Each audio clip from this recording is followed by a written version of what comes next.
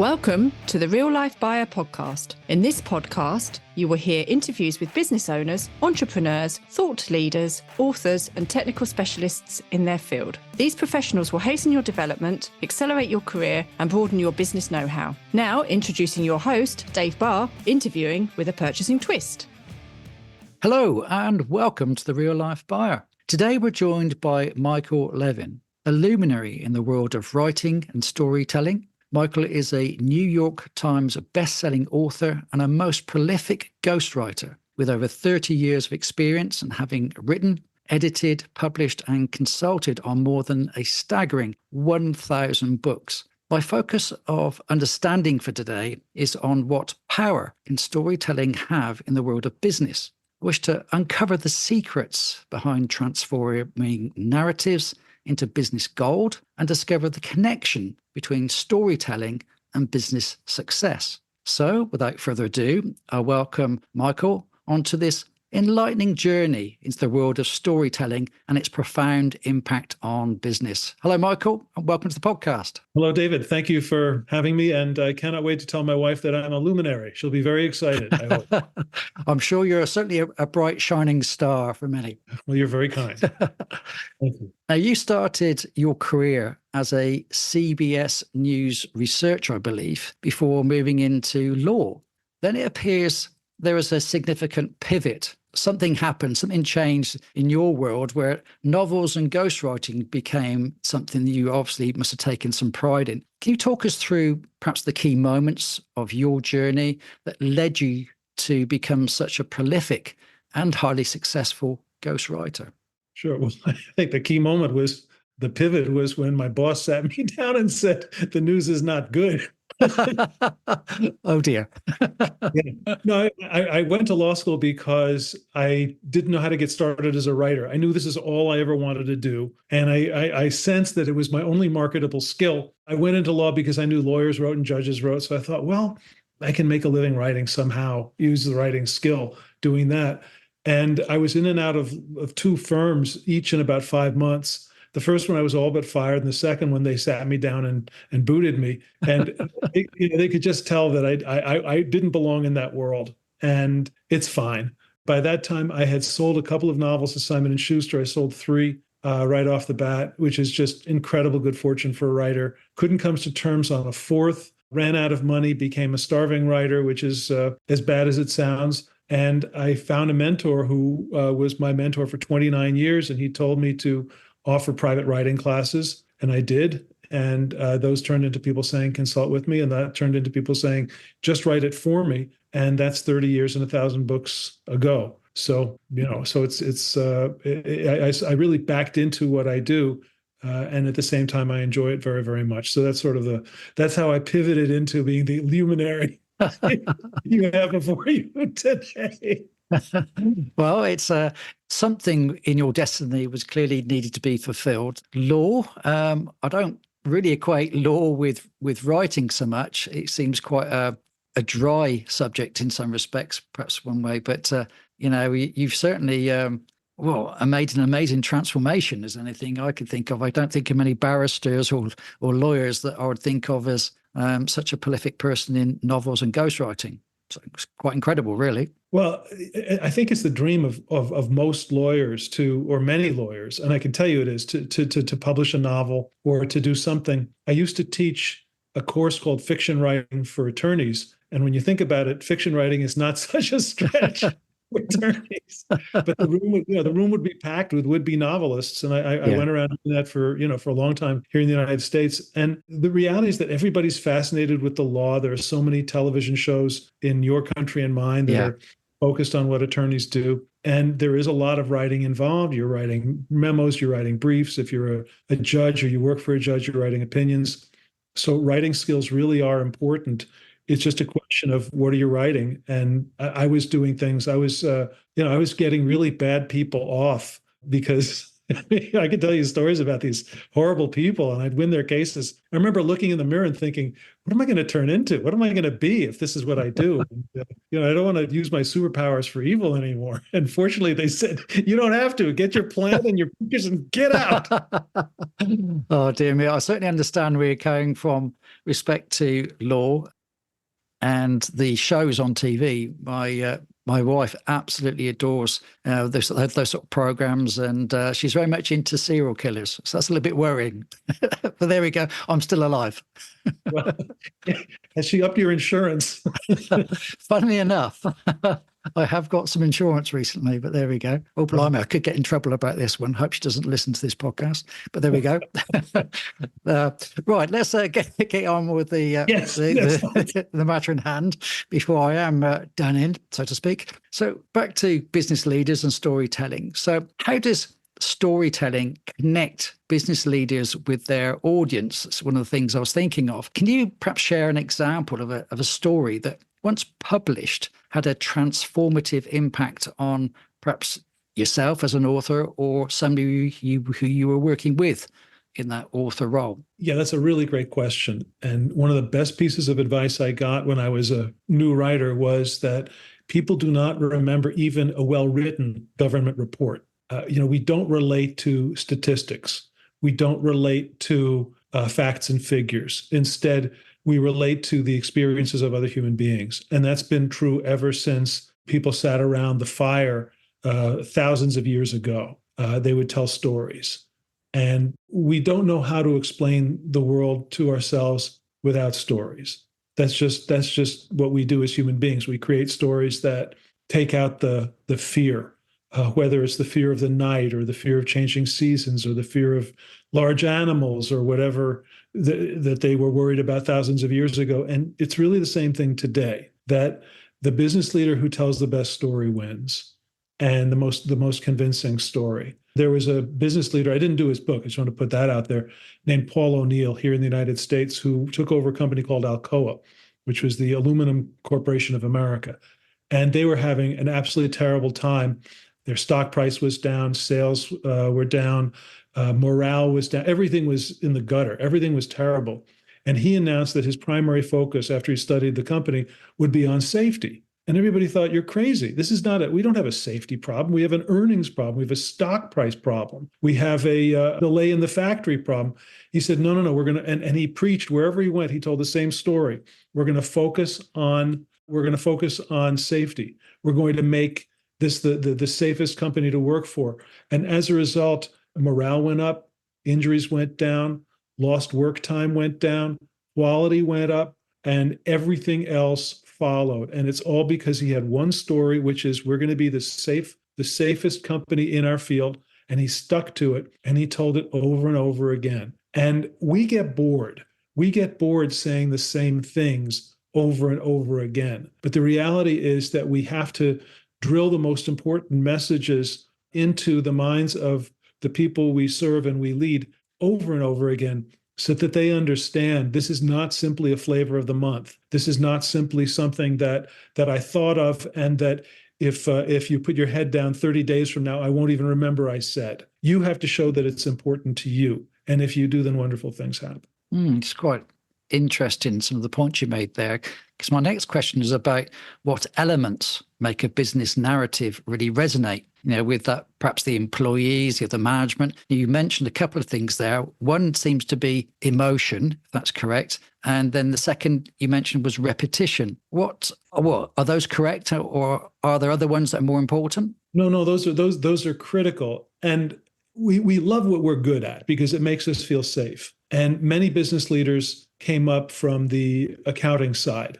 of their companies, and they're great with numbers. Or they came up from the technology side, and they're great with tech. And now they have to lead people.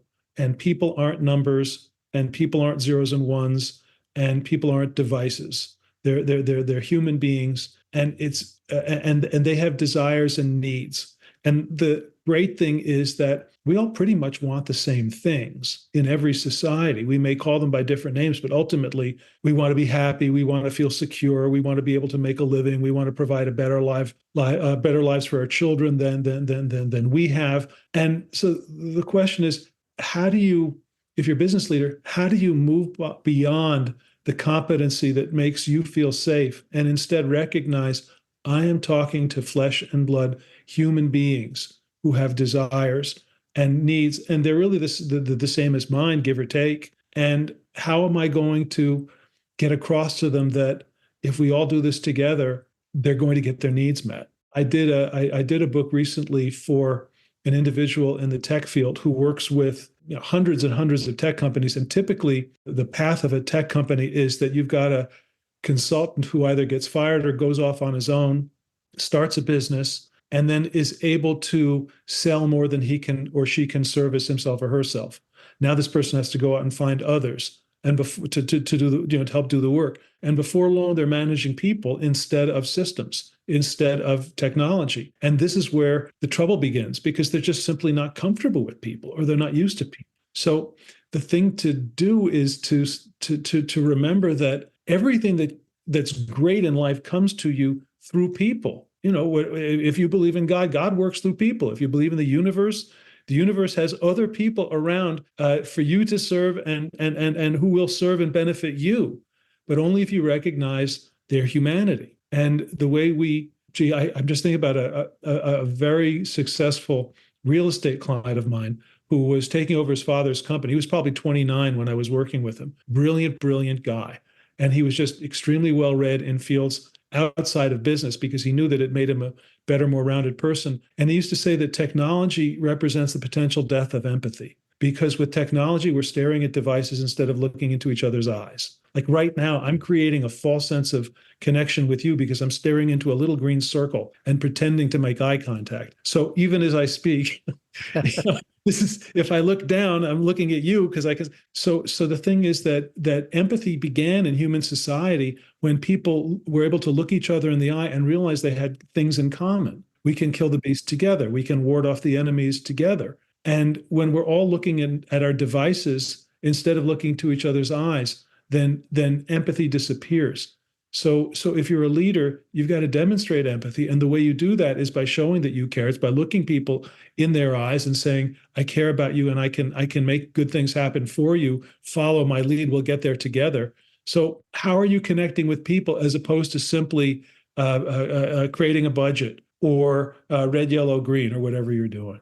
Interesting. You mentioned a few things there that triggered some thoughts with me. When you're ghostwriting, you mentioned the word empathy. Now, how do you kind of get into character? How do you become the person you're writing for? Because that suggests that you need to be in close proximity for a large period of time to really get the character of the individual and how they think, how they behave, how they act in certain situations. How do you manage to do that? Yeah, that's a great question. And you nailed it in one, which is that it's not about writing for somebody. It's about becoming that person as if I were acting and playing the role of my client. And so it's about listening to the way they talk and their word choice and their sentence length and their syntax and the way they express ideas. That they tend toward metaphor, or are they really straightforward instead? And just simply getting their voice down. Part of the battle is just simply recognizing what do they have to say that no one else is saying in their field. And the one good thing about having gray hair and having done a lot of books is that I've either read the key books in their vertical, whether it's real estate or finance or medicine or body, mind, spirit or sports or entertainment, or I've written a lot of them. So I know what's being said in their fields. And that way, when they're able to say something, if they're just sort of going through a number of things, I can say, whoa, stop right there. What was that thing that you just said there? No one else is saying that. And then we expand on that. And so part of it is simply getting the voice down. And the other part is recognizing where's their thought leadership really? Where is it located? What are the thoughts that they have? What are the ideas that they have that are not common in the industry or in the world? It's the reason they're so successful because they think this way, but they don't value those thoughts because they have those thoughts all day long. And anything we're good at, we assume everybody else is good at it too, because otherwise, how could we be good at it? We don't recognize that sometimes we have extraordinary gifts for whatever it is that we do. So it's my job to help my client recognize this is an extraordinary gift of yours, and we're gonna give that to the world through this book. And in so doing, we're going to move the crowd. We're going to establish your thought leadership. We're going to up your sales. We're going to make your sales cycle shorter. We're going to get you on the speaker's platform. We're going to do whatever you want the book to do. But it's because it's going to be your ideas, which maybe nobody else has told you are really, really important, told in your voice. And that's the essence of what I try to do for my clients.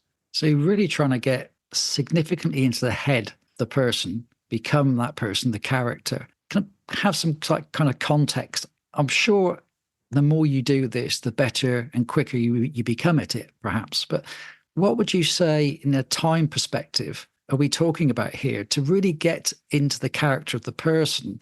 How much time do you need to spend with them and under all sorts of different conditions and environments so you can get the flavor of when they're in work mode, when they're in personal mode? How do you all that together and how long does it take? Yeah, it takes much less time than one might think. I like to say I only work with people who are too busy to talk to me. If you have a lot of time, you probably don't need a book. And if you don't have a lot of time, how do you get the book done? I learned the hard way that busy people don't have a ton of time, that time is actually the most precious resource. It's not money. People might think it's money. It's time. Because you can win $1 million, you can earn $1 million or pounds or whatever, but you cannot win or earn 1 million extra hours. Every time I work out, I think to myself, am I adding to my longevity or am I using up my store of heartbeats? I don't know which it is. So time is what's most valuable, especially for very busy people. I need an hour to 90 minutes to plan the book. That means that we're just going to talk. And I'll ask you my Oprah question, which is, I'm Oprah. Welcome to the show. Tell me why you wrote the book. And first they laugh and then they kind of scratch their chin and they say, oh, that's really interesting. And now they have to look at it with the end in mind. Why am I doing this? Who am I seeking to influence? Where are they now? Where do I want to take them? And then based on what they give me in that hour to hour and a half, I can come up with a title, subtitle, chapter titles, a paragraph or two on what's in each chapter. So we have a very clear sense of the flow of information from the author to the reader. And then I need an hour per chapter on the phone. An hour gives me, the way I interview, I get 12 to 15 pages of book out of a 1 hour interview. And it's because I don't do broad sweeping interviews where we talk about everything under the sun. Instead, we both have the outline in front of us and we both know that next week is chapter 2. And at 9 a.m. on Tuesday, we're going to be talking about chapter 2.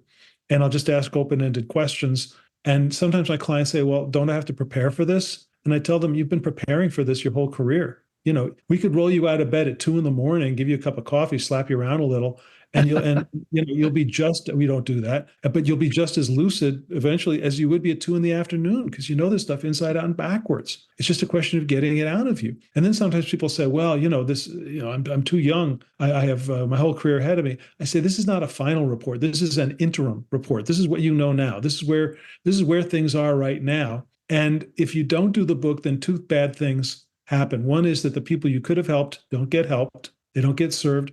And the other thing is that you don't get the benefit of having your knowledge and ideas out there. A book is a force multiplier. You can tell your story to 3 prospects, or you can have a book out there that is telling your story to 1,000 or 10,000. So which is it going to be? Are you going to get your ideas out there and help people? Or are you going to sit on them because you're concerned about what the illusory, non-existent critics are going to say? And once you can start focusing on the people you're going to help, then if you can give me an hour a week for 10 to 12 weeks, we can get a book done that's 125 to 150 pages. And that's all people want today. It's just say what you need to say and get off the stage. Don't belabor it. It's no longer biggest book wins. And then you're going to be benefited enormously, and so will your readers. So I'm hearing quite a bit about structure and process here. So this suggests that people could take these elements that you've just mentioned and perhaps apply them to themselves. Many people want to write books. There's certainly people I know at the moment who are in the process of trying to write a book. There's this lady, in fact, who posted today on LinkedIn that she set herself the target of writing 2,500 words per day, for example. But what's really important is the structure, the plan, the organization about how you go about this. So I'm thinking about small to medium-sized business owners now. I have spent a lot of time with these people, and they often wish to convey their personal journey or perhaps their company journey as well in a kind of shorter form, not necessarily a full book. And they want to resonate with perhaps their target clients, their peers, or maybe their employees. In that context, what kind of advice would you give them? How would they go about creating their personal journey for their target market? That's a great question. And this is the most critical piece of guidance I'm going to offer. So please sit up and listen carefully. The biggest mistake that first-time business authors make is that they put their own story or their company's story into chapter one, or they make chapter one a history of the industry or a history of the problem they solve. There will never be a reader who gets past that and reads chapter two. Instead, chapter one needs to be about the main problem that you solve for your customers or clients. And you want to write in such a way that you are elevating the level of pain that they experience because this problem is unsolved.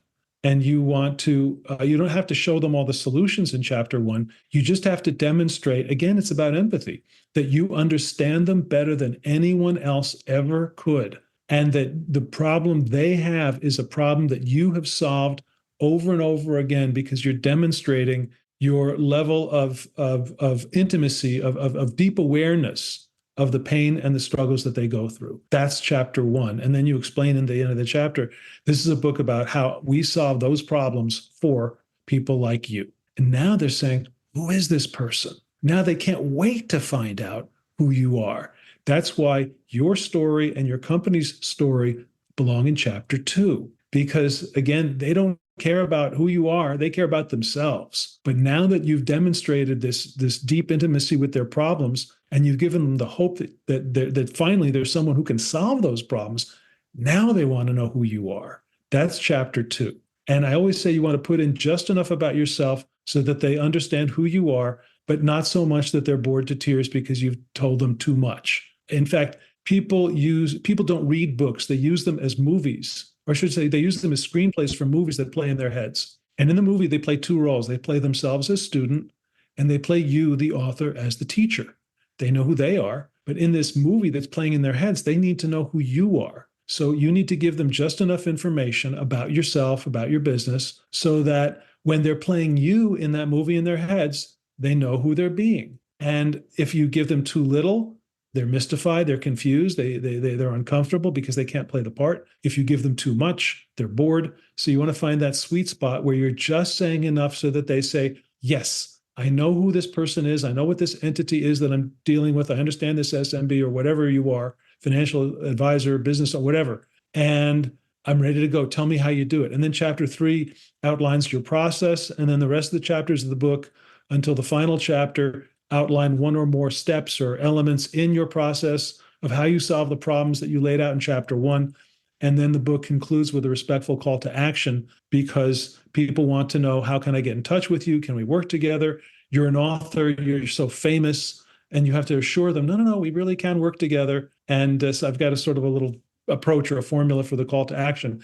But that's how I structure the majority of my books for my business clients. Wow, that's really fascinating. And I think to transcribe that down for people, I think the most important, I think people need to go back through this a few times to structure that out. Now, you've interviewed obviously a huge amount of people. Can you share some perhaps stories of the most challenging time that you've had to deal with a person? What were those challenges? How you managed to overcome those challenges with that individual so you can help to write the best book possible? Sure. That's a great question. No one's ever asked me that question before. The biggest challenges are people who are very technology oriented and who answer questions yes or no. Even open-ended questions where I ask a question, then I sit back, I think, okay, I've got about 9 minutes until I have to ask another question. And then, no, I don't do that. What? What?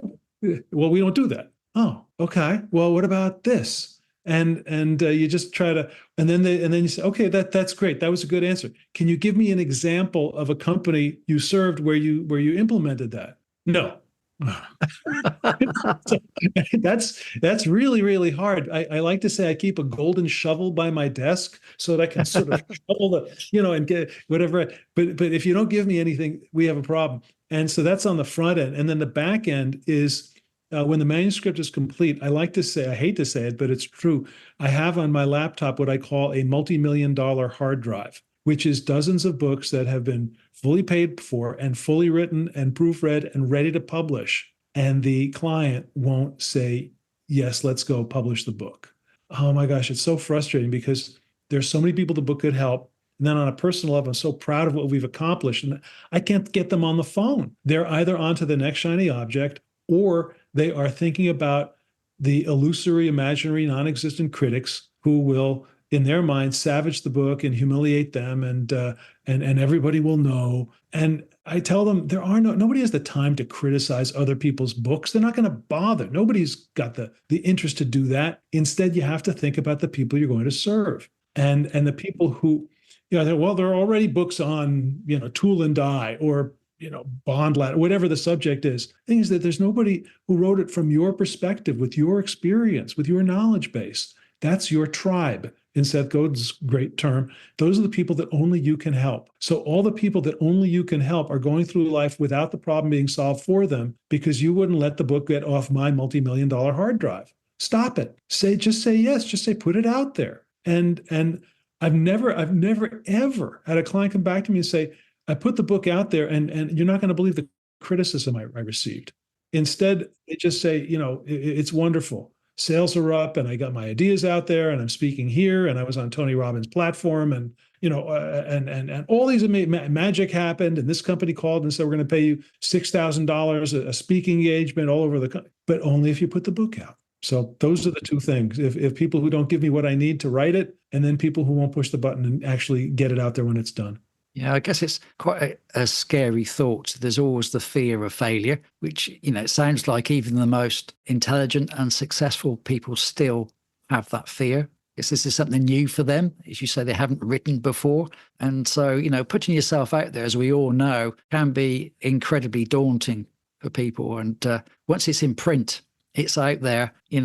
We've heard of various publications recently, for example, to do with the royal family over here. And these things come out in print and come out on the TV, and it can be scary stuff for the individuals concerned. Some of the rhetoric that happens, there are people who like to criticize. That's just the way it is, I guess. But I can kind of empathize with their fear of pressing the button, is what I'm trying to say. Did you ever have that fear in pressing your own button for a book? Nope. Okay. I'm not wired that way. But on the other hand, I'm not representing, shareholders. I'm not representing the royal family. I'm just this guy sitting in a room and typing. So, so I don't have that much to, I don't have that much to lose. But I will say that when you talk about the royal family, one of the biggest books certainly in this country is Prince, who's the one who moved to the United States? And Harry. Prince Harry's book. Yeah. I don't think, the individual who wrote that book with him did Andre Agassi's memoir, which is, I think, the best sports book ever and one of the best memoirs ever. And the one about Harry it's beautifully written. But the thing is that I don't think his writer did him a favor by putting some of the stories into that book that are like the pushing incident, or ripping the necklace incident. These are things that there's a tennis player, Maria Sharapova, and she did a book with somebody, an author I respect enormously, and there's a paragraph in there about how she had a certain famous tennis player as her coach, and it didn't work out. Well, all of these things, whether it's Prince Harry or Sharapova, should never have been in the book, because maybe the names sell copies, attract attention, but how much more attention does Prince Harry need? Really. And so even if he hadn't put those stories in, the book still would have sold 100 million, whatever it is, copies around the world. So I think that you have to be really careful about what goes into the final draft. If you're doing a memoir, sometimes I call the first draft of a memoir the therapy draft, because you're just getting on paper all the things that are in your head that you're carrying around about the people in your life. And the thing is that some of that stuff should not ever see the light of day. So they're in the therapy draft, but they're never in the final published draft. And if I'd been working with Harry, I might have said to him, look, that's a powerful story about you and your brother and ripping the necklace or the chain or whatever you want to call it. But you've got to have Thanksgiving dinner with him, whatever they in the UK the equivalent is Boxing Day, whatever you guys do, and you're gonna have to live with him. He's your brother. You really want to put this in a book? Are you really? Because once you do, it's out there. You can't unring that bell. So you want to be really, really careful. If you say anything negative about anybody. Is there really a need for that? Is there really any cause for that? Does that make the world better? Does that make you look better? I don't think so. I think that 5 to 10 years from now, he and Sharapova and anybody else who puts stuff into a book just for the sake of sales. I haven't read Britney Spears' book. I'm not planning to, but if there's stuff in there, there may be stuff that your kids shouldn't know. Just look long term, look beyond the initial grudge. If you're doing a memoir, if you're doing a business book, there's absolutely no reason under any circumstances to put in anything negative about anybody. So, but if you're doing a memoir, think twice before you use your book as a means of unloading, especially on a family member. So take that, Prince Harry. Indeed, I'm sure he'll have a word to say or two. Who knows? If he listens in, of course. But there we go. You may want equal time on the Real Life Buyer. Maybe. I'm thinking now. Do you think the social media platforms have some fault to blame in this, where everybody is, shall we say, struggling with short attention spans? You have to make an impact in a very short period of time. Short form content obviously is very popular. I think things are starting to move to long form content now. But because you're trying to capture somebody so quickly in the moment, that the kind of sensationalism approach is something that everybody's targeting because they want to be front and center in people's attention. Do you think that's part of the problem? I absolutely do. And I'm not a fan of social media. I'm not on any of the any of the social media things. People who buy books, by ghostwriting, don't make a decision because they saw what I had for breakfast on Snapface or something like that. It's just irrelevant to what I do. And the only thing that I have that really makes me money or helps me be successful in life is my ability to think. And anything that I do that harms my ability to concentrate, to focus, is just bad. Period. End of story. And on my cell phone, I don't have the alarm. I don't have the things so it beeps or whatever when I get a text or an email. I don't have that. So half the time I have the phone thing off, the ringer off. I'm not paid to be distracted or disrupted. I'm paid to sit and focus and think. When I was in college, I stumbled into the ancient Greek department. There was a lot of drunkenness involved in the story, and I'd not go into detail, but it's all true. And I had a professor, Rachel Kitzinger, whose father was one of the great Byzantine scholars in the UK. And she is a brilliant professor, and we're still in touch and we're still friends, almost 50 years on and 45 years on. And Rachel would make her students sit there for 7 hours a night, or we would do it ourselves because we wanted every word of the 40 lines of Greek we were translating to be perfect. We did not want to embarrass ourselves or let her down. And that ability to focus and stay tightly engaged with individual words makes me whatever I am. It's because I learned to do that there. And the problem with social media is that it interferes with my ability to use my attention for what matters most. There are so many entities out there competing for attention today: the corporate world, advertisers, the media, individual influencers. There's so many people and things out there that want my precious attention, and damn it, they can't have it. Okay, well, you can call me old and out of touch. I don't care. The thing is that this still works, and part of it is because I don't engage in that stuff. It's just puerile and it's stupid, and it's a waste of everybody's time, in my humble opinion. Okay. I think we've got that quite clear then. On that note, I didn't know where that came from, but you got me started. So there it is. I've got some passion there. We've got some passion coming out. Fantastic. Yeah. Nothing wrong with that. This is going to be quite brief then, because before my last question, I'd be quite keen to for other people to know, where do they find out more about you? Where do they go? What websites? What channels? So that's quite a brief answer, I guess. Well, yeah, I have a couple of websites. One is my name, Michael Levin, Levin, Writes, WRITES, michaellevinwrites.com. That's for basic ghostwriting. If you're a financial advisor, advisorghost.com. And if you would like to become an author without hiring a ghost, I have a writing course called the Best Earning Author system, because best-selling author, you can buy that, you can game the system, you can and still not make any money from your book. But if you'd like to be a best earning author, then I'll show you how at bestearningauthor.com.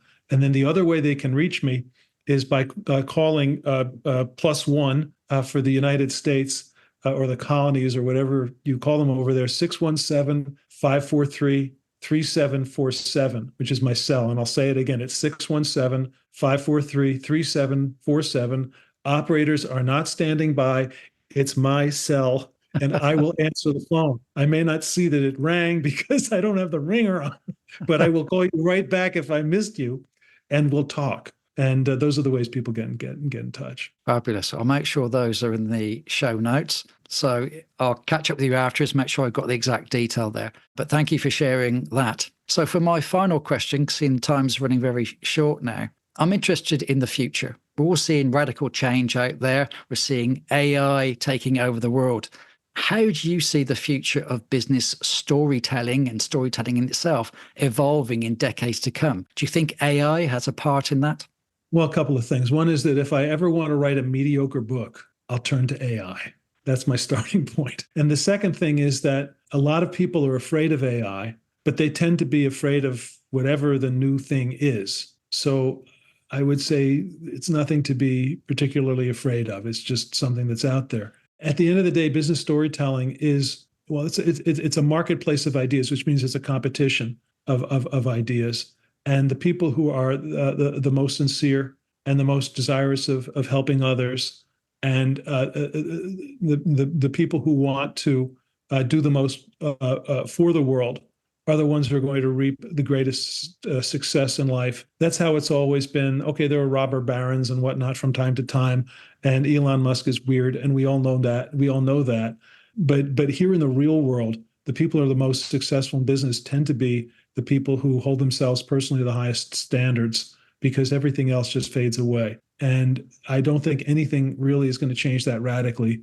If like Paul O'Neill making safety his story, the best story will always win. So be the best storyteller, and remember that you're dealing with people and not columns of figures, and all will be well. Brilliant. That's a great note to finish on. It's been a fantastic podcast. I loved the laughs we've had. Thank you for sharing some stories.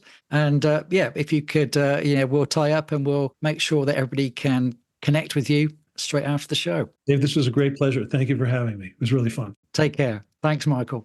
So there's another Real Life Buyer podcast. I do hope you enjoyed it, and it has given you some ideas and inspiration for greater action and achievement. Don't forget to subscribe so you don't miss out on future episodes, and a 5-star review would be most appreciated. If you would like to discover more about me and what I do, take a look at www.thereallifebuyer.co.uk. Bye.